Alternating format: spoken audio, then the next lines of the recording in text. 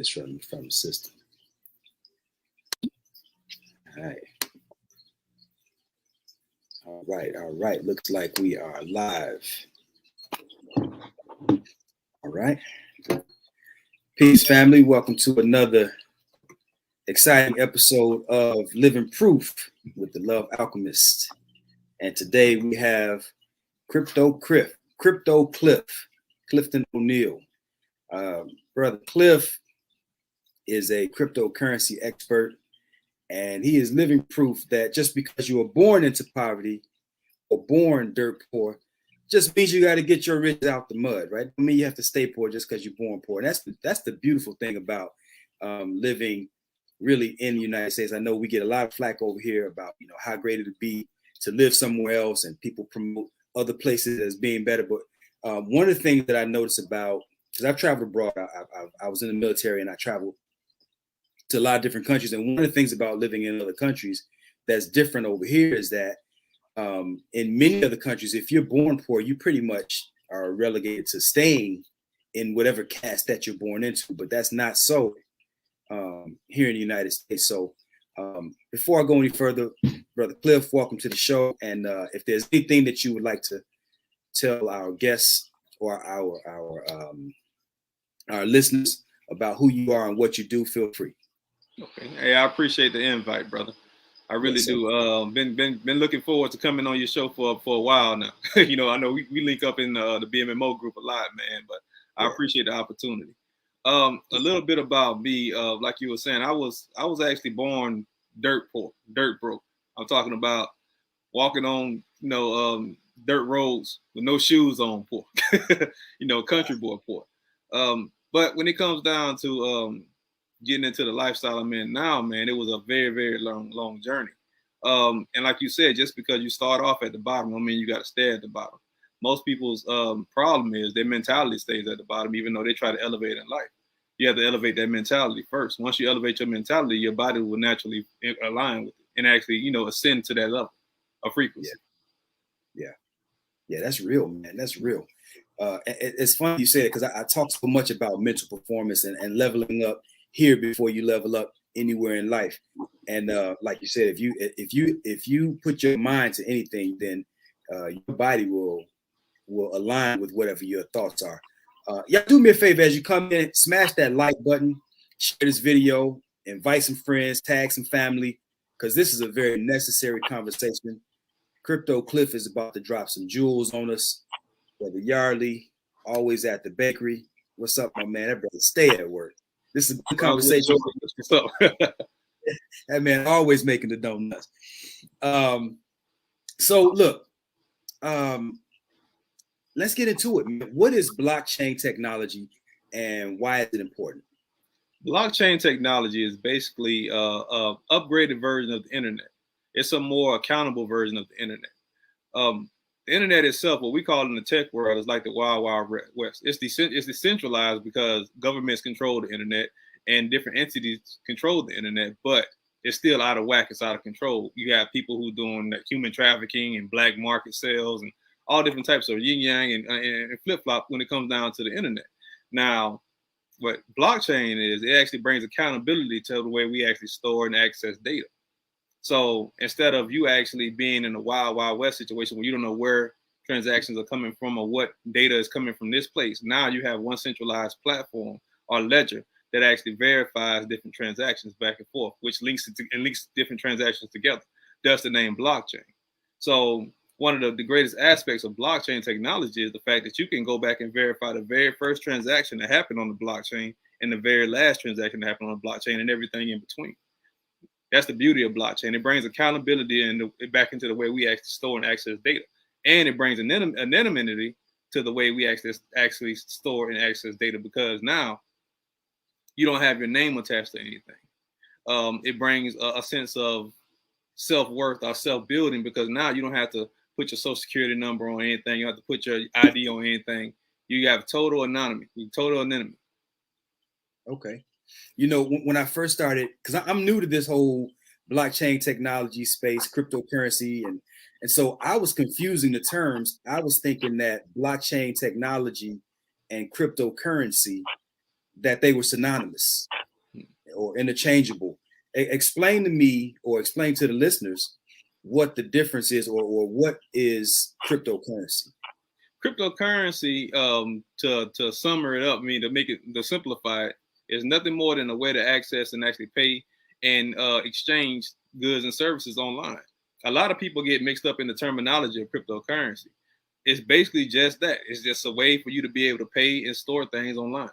Now, blockchain, where blockchain comes into that equation, is cryptocurrencies run off blockchain technology. But blockchain technology is a monster all in itself. People don't realize how big blockchain really is. Blockchain is probably at least 100 times larger than the internet itself. So eventually everything will go on a blockchain, because blockchain brings accountability back into the systems that be. Just imagine this. Imagine you have a child sex trafficking ring that you see. You know, you see people, you can actually go on a website online. But imagine it being on the blockchain where that transaction is actually stamped and actually proved and verified. Now you can go back to that transaction and actually try to stop these acts from happening because of the accountability in blockchain. Now, because it's the anonymity portion of it, you won't be able to find the people that's doing it, but you can stop those transactions from happening at that point and actually have a central access point to actually go back and see if you can kind of, get justice for that act. I heard, I haven't confirmed this to be true, but maybe you know a little bit more about this. I heard that there are actually some places, some employers that are paying their employees in Bitcoin. Oh yeah, it's a lot of NBA players right now are taking their profits, are taking their salaries in Bitcoin. Tom Brady just announced that he's taking half of his salary in Bitcoin. Even when it came down to him, I think he threw his like 5,000th touchdown or something like that, and a guy grabbed the ball in the stadium. He tried to pay this guy like over 2 or 3 Bitcoin just to get that ball back. Wow. Everything around us is going digital, and if you don't believe me, go to your bank tomorrow and try to deposit $2,000 cash in there. And I guarantee you they will tell you to go and do a wire transfer. So he tried to pay him 2 or 3 Bitcoin. Yeah, that's now 1 Bitcoin is equivalent to how much in dollars? Around 47,000 right now. So he was trying to give him roughly $150,000 for a game ball. Yeah. Wow. Mm-hmm. So now take us back for a second, because Bitcoin right now you're saying is about roughly $48,000. Yeah. Now I heard, I thought I heard you in the lecture before talking about the value of Bitcoin when it first came out and how much richer we would be if we had invested in it when it first came out. Kind of give us a breakdown of what that looks like. Yeah, Bitcoin actually came on the surface July of 2008. 2008, I believe. It's either 2008 or 2009. But when it first came out, Bitcoin was only 8 cents a coin. You can literally buy Bitcoin for 8 cents. So Bitcoin became like an intermediary for at first a lot of black market stuff. Because nobody else would have, thought Bitcoin would actually get to the magnitude it is actually now. But just imagine going back to July of 2009 and actually buying Bitcoin at 8 cents. And imagine the price point you can get it at right now. Like me personally, I got into Bitcoin a little later. I got into Bitcoin around 2014. And I actually started accumulating Bitcoin around $127. And I'm still mad that I didn't get Bitcoin at 8 cents. Yeah. And I got in at $127. Wow. And I've been buying ever since. But this is the thing, what a lot of people don't get, the misconception about Bitcoin. A lot of people think just because it's $47,000 that it's still late to get into this game. That's not the case at all. It's very, very, very extremely early to get into Bitcoin because it still has not been adopted on a mass level yet. But this is the kicker. In the next 5 to 7 years, they're predicting that Bitcoin will be at least $1 million a coin because of the rarity of it. And I'll tell you why. There were only 23 million Bitcoin ever created on the planet. Bitcoin cannot be recreated. You cannot recreate Bitcoin. So the rarity of Bitcoin is what's going to drive the price point up. Now, out of that 23 million Bitcoin that was created, it's probably less than 7 million Bitcoin still in circulation right now. And the masses, when I tell you the largest institutions of the planet, Grayscale, Warren Buffett's company, banks, they're all buying Bitcoin by the thousands of coins every week. So that 5 to 7 year period for Bitcoin to hit $1 million a coin could literally be like 3 years. And they're actually predicting in the next 17 years, Bitcoin could be at least $1 billion a coin. So just to give you a scope on how big that is, right now Bitcoin is around, let's just say for lack of conversation, it's around $45,000. Now, what's a quarter of 45,000? A quarter of 45,000. That would Quarter be of 45,000. 15. 15. So right now you put $15,000 into Bitcoin. And that 15, well, no, it's less than 15. Okay, for lack of conversation, let's say $60,000 because I don't feel like doing math right now. All right. So say Bitcoin is $60,000. Now you turn around and you put buy a quarter of a Bitcoin at $15,000. Now I've already showed you how they break down and actually predicting a Bitcoin will be at least $1 billion a coin one day within the next 17 years. That means a $15,000 investment today could potentially be worth $250,000 in the next 17 years. Now, that right there alone is building generational wealth. Yeah. Yeah. You know, and I'm reading your book. I'm about to put it up. I wish I had if I was better with technology, y'all would, I would have a picture of it. But this book, Closing the Wealth Gap, is a very well-written book written by yours truly, Crypto Cliff. And I was impressed with some of the ideas that you shared in this book. Explain to us how, reconcile this for me. We're talking about $48,000 a coin, right? And closing the wealth gap.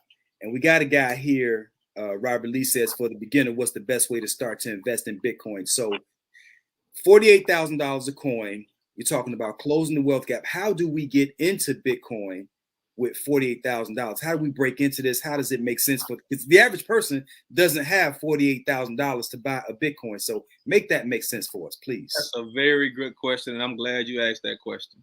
Now, not only am I a Bitcoin investor, I'm also a teacher, and I also have my own platform where I actually teach cryptocurrency investing for beginners. And through that platform, I've been able to create over 25 millionaires. And I think at least 120 people who actually went from living paycheck to paycheck to having at least 5 figures in their bank account. So, and I did that by telling people the same thing I'm getting ready to tell your audience right now. Every dollar counts. That's one of my sayings. I even have it on the back of my shirts. Every dollar counts. People think you have to buy an entire Bitcoin. That's not the case. You can buy particles or percentages of Bitcoin. You can buy as little as $10 in Bitcoin. But imagine how big that $10 will be over the years when you actually gradually keep putting $10 into this pot, and how your bank account would actually grow if you keep putting $10 into this pot gradually. Now, let me tell you about what dollar cost averaging investing is. Dollar cost averaging investing is when you actually allocate a certain amount of your funds to go into a certain amount of cryptocurrencies over a week or a 2-week basis, depending on which way you get paid. So if you get paid weekly, you put this amount of funds into the crypto market every week. If you get paid bi-weekly, you put it in there bi-weekly. And you do this over a next 5 to 7 year period. And statistics shows that over 5 to 7 years, your crypto account or your crypto portfolio will grow at least 100x. At least 100x. Now it could be 1,000x depending on what you're playing. But it's all about building a foundation. And when you build that foundation is going to set you up to have a high interest gaining bank account or a high interest gaining 401k for you in the crypto market. Now, the 4 coins I always tell people to actually buy is Bitcoin, Ethereum, XRP, and Cardano.